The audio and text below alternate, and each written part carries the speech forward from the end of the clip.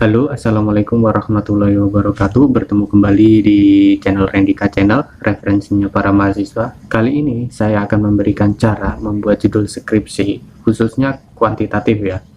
Yang mana kuantitatif ini tidak kita nanti dalam penelitian, ini tidak terlalu banyak nanti terjun ke lapangan. Jadi kita terjun ke lapangan hanya sedikit, cuma kita nanti menganalisis datanya lebih banyak gitu. Oke, bagi Anda yang akan mengerjakan skripsi, simak baik-baik, jangan di-skip-skip. Dan bagi Anda yang sedang mengerjakan skripsi, siapkan laptop di depan Anda untuk segera mempraktikkannya. Dan bagi Anda yang telah mengerjakan skripsi, bisa disimak dan nanti bisa di-share ke teman-teman Anda yang sedang mengerjakan skripsi. Simak terus videonya, jangan di-skip-skip. Sekedap.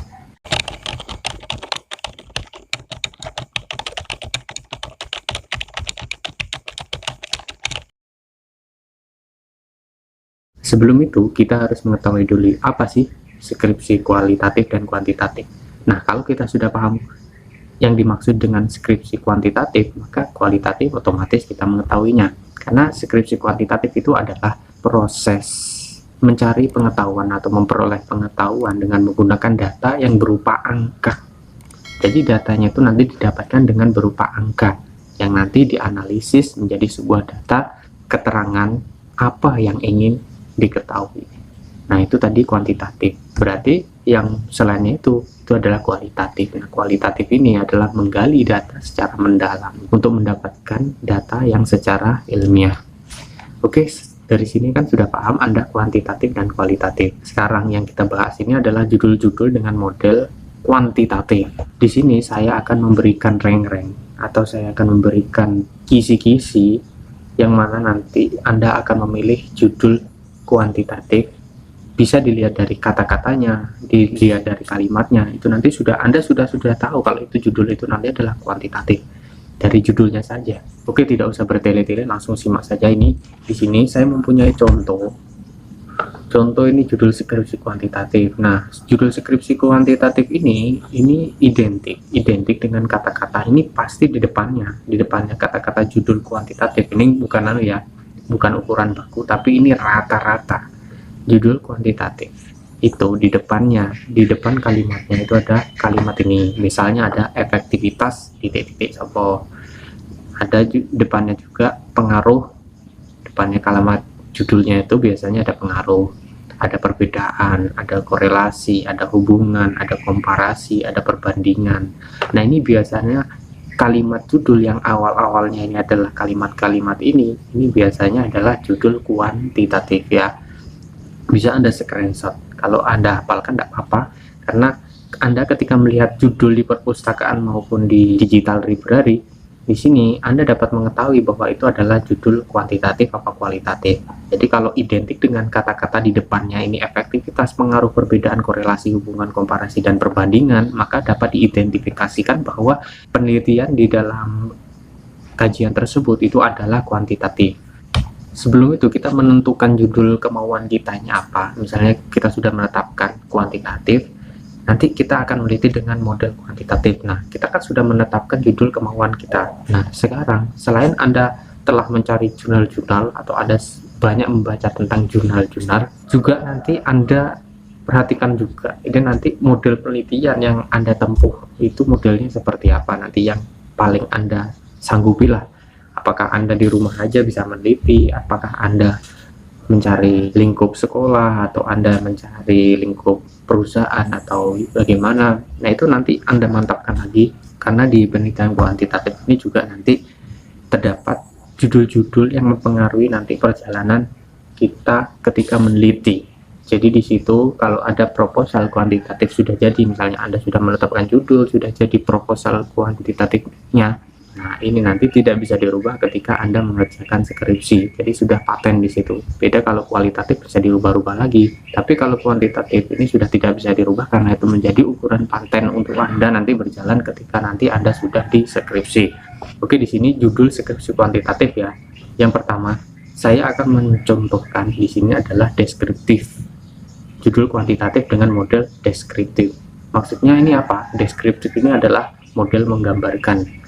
Nah, model menggambarkan ini menggambarkan dengan suatu nanti kalimat-kalimat atau paragraf-paragraf nanti yang dibentuk dengan sebuah data atau angka-angka di situ. Jadi paragraf-paragraf data itu digambarkan dengan sebuah data-data atau sebuah angka-angka. Nah, di sini saya mempunyai contoh yang pertama, yaitu efektivitas perangkat pembelajaran problem solving dalam meningkatkan kemampuan memecahkan masalah. Nah, di sini seperti yang di awal tadi, yaitu identik kalimat di awal penelitian kuantitatif itu mesti banyak-banyak yang telah saya sebutkan di awal tadi. Nah, seperti ini, efektivitas perangkat pembelajaran problem solving dalam meningkatkan kemampuan memecahkan masalah. Nah, di sini efektivitas perangkat pembelajaran. Jadi di sini menggambarkan dan nanti diukur problem solving ini, peningkatannya ini memecahkan masalah ini seberapa. Jadi di sini misalnya ada, loh, variabelnya mana dari penelitian ini? Dapat Anda lihat di sini. Di sini cari variabelnya yang x-nya, variabel x-nya itu problem solving atau sebabnya itu adalah problem solving, dan y-nya atau akibatnya yaitu adalah peningkatan kemampuan memecahkan masalah. Nah, dan identik kata-kata di awal kuantitatif itu adalah efektivitas. Seperti ini lagi contoh, misalnya adalah contoh pengaruh pembelajaran snowball throwing dalam kaitannya dengan hasil belajar. Lagi-lagi kita menemui di awal kalimat itu adalah kalimat yang identik dengan kata-kata kuantitatif. Di sini adalah pengaruh.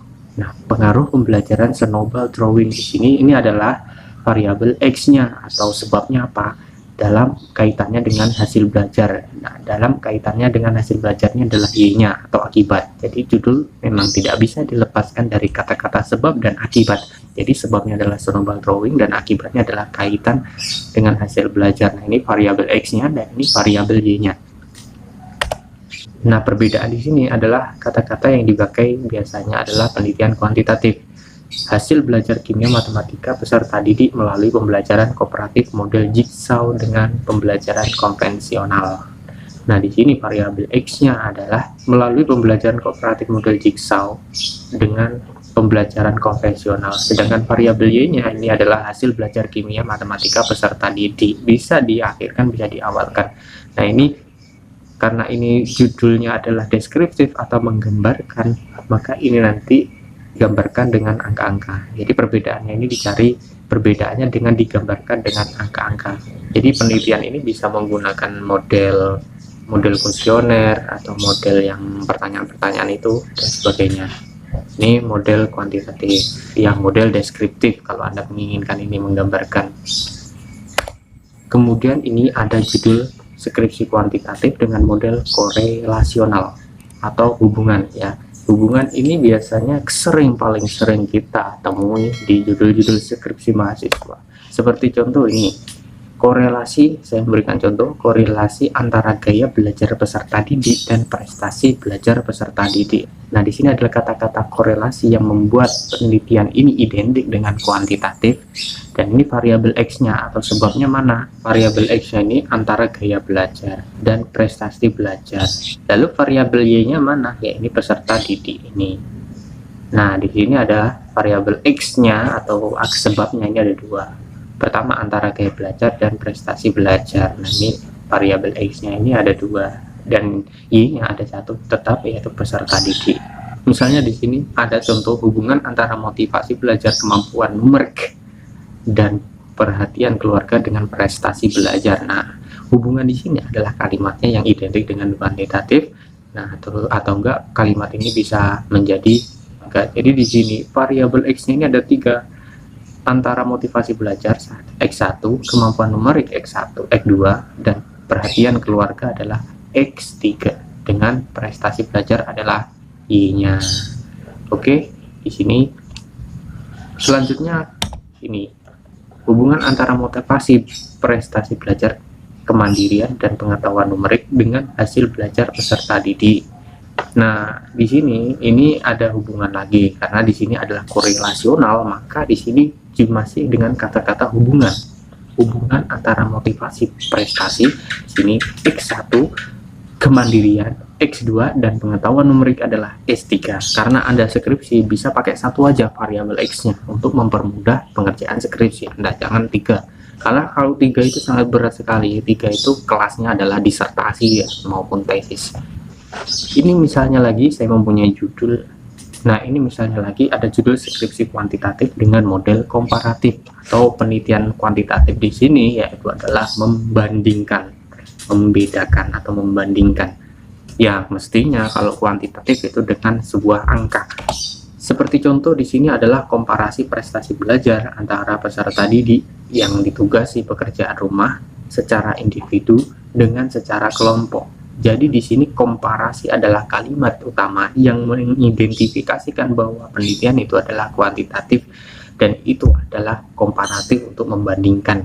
Nah, di sini membandingkan apa di sini dalam judul yang saya contohkan ini? Ini misalnya prestasi belajar antara peserta didik yang ditugasi pekerjaan rumah secara individu dengan secara kelompoknya, secara individu dan secara kelompok. Di sini ada kalimat yang membandingkan ya, secara individu dan kelompok. Nah, atau enggak ini, kalau enggak menggunakan kalimat komparasi, bisa Anda menggunakan kalimat perbandingan. Misalnya kerugian pedagang di Solo dengan pedagang di Jakarta akibat bencana. Nah, di sini adalah ada kerugian pedagang di Solo dengan pedagang di Jakarta. Misalnya di sini saya berikan contoh di situ adalah sebuah pedagang. Misalnya pedagang di sini ada bertempat di Solo, ada juga yang bertempat di Jakarta. Tinggal kita membandingkan di sini. Nah, ini masuk dalam penelitian kuantitatif yang bersifat komparatif atau membandingkan.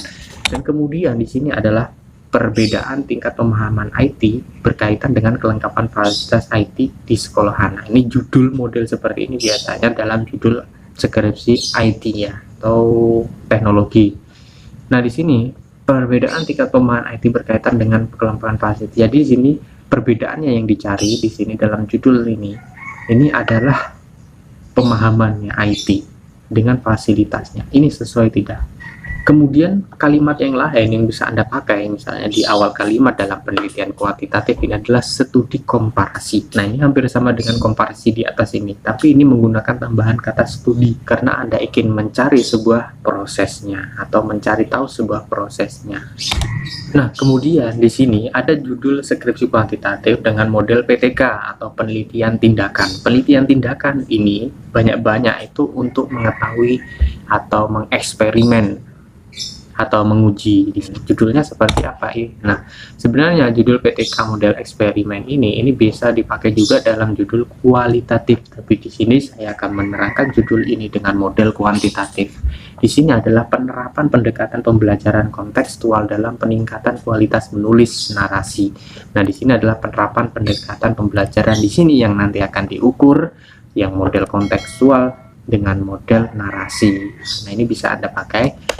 Di sini juga ada meningkatkan ini bisa menggunakan kual, juga bisa menggunakan kuan karena ini model PTK yang model eksperimen, maka di sini pakainya kuan. Meningkatkan keterampilan menulis dengan memanfaatkan media cerita bergambar. Atau enggak yang selanjutnya adalah upaya meningkatkan motivasi melalui pembelajaran quantum teaching. Nah, dalam upaya di sini ini adalah kalimat yang bisa dipakai di kual, juga bisa dipakai di kuan. Upaya ini karena ini upaya peningkatan motivasi, karena ini adalah sebuah eksperimen atau PTK, maka ini adalah menjadi judul sebuah penelitian kuantitatif ya. Kemudian lagi ada model judul skripsi kuantitatif dengan metode survei. Misalnya di sini saya mempunyai contoh pengaruh reputasi dan citra merek perusahaan terhadap keputusan pembelian. Nah, di sini ada kata-kata di awal kalimat yaitu sebuah pengaruh reputasi dan citra merek perusahaan terhadap keputusan pembelian. Di sini ada variabel X dan variabel Y atau variabel sebab dan akibat. Kemudian saya mempunyai judul lagi di sini. Misalnya Anda tidak ingin kemana-mana, Anda ingin riset di rumah, di rumah. Ini bisa Anda menggunakan model judul ini, pengaruh WhatsApp. Bisa diganti apa, media sosial atau aplikasi-aplikasi yang lain, kan banyak aplikasi yang bertebaran di muka bumi ini sekarang ini. Nah, ini pengaruh WhatsApp WA terhadap perilaku ekstrovert siswa. Juga bisa Anda lakukan penelitian dengan judul ini, pilihan karir siswa setelah lulus SMK. Nah, di sini bisa juga Anda lakukan dengan model penelitian di rumah saja dengan menyebarkan sebuah pertanyaan-pertanyaan dengan menggunakan media sosial Anda. Nah, pilihan karir siswa setelah lulus SMK di sini juga ditentukan tempatnya biar tidak terlalu luas. SMK mana sebutkan atau SMA mana sebutkan. Nah, kemudian penelitian ini bisa juga Anda pakai sebuah respon kepuasan pengguna lain terhadap fasilitas kirim pesan atau penggunaan Gojek atau penggunaan Grab dan sebagainya terhadap fasilitas kiriman pesan, misalnya seperti itu. Responnya ini yang Anda ukur, puas tidak puas. Nah, ini bisa Anda lakukan dengan di rumah saja. Ini judul-judul ini yang banyak dipakai di saat ini, tapi dalam analisis dan penerapan metode penelitian yang harus diterapkan betul-betul. Oke, itu tadi yang penjelasan saya tentang judul-judul skripsi model kuantitatif mana yang Anda pilih. Tapi tetap ingat, ikuti dosen pembimbing Anda maupun ikuti buku panduan yang tertera pada kampus Anda. Mungkin buku panduan pada kampus Anda menyarankan untuk lebih berbeda. Ikuti saja karena itu adalah panduan Anda untuk lulus. Oke, sekian dulu dari saya. Mungkin apabila bermanfaat video ini bisa Anda share, dan apabila Anda ingin mengikuti terus kajian-kajian tentang skripsi ini sampai awal hingga akhir secara mendetail, bisa Anda subscribe. Dan apabila Anda masih bingung dengan sebuah pertanyaan-pertanyaan yang Anda bingungkan, bisa Anda tanyakan di kolom komen di bawah ini. Oke, tetap like and subscribe and comment. Terima kasih, mungkin sekian dulu dari saya. Wassalamualaikum warahmatullahi wabarakatuh.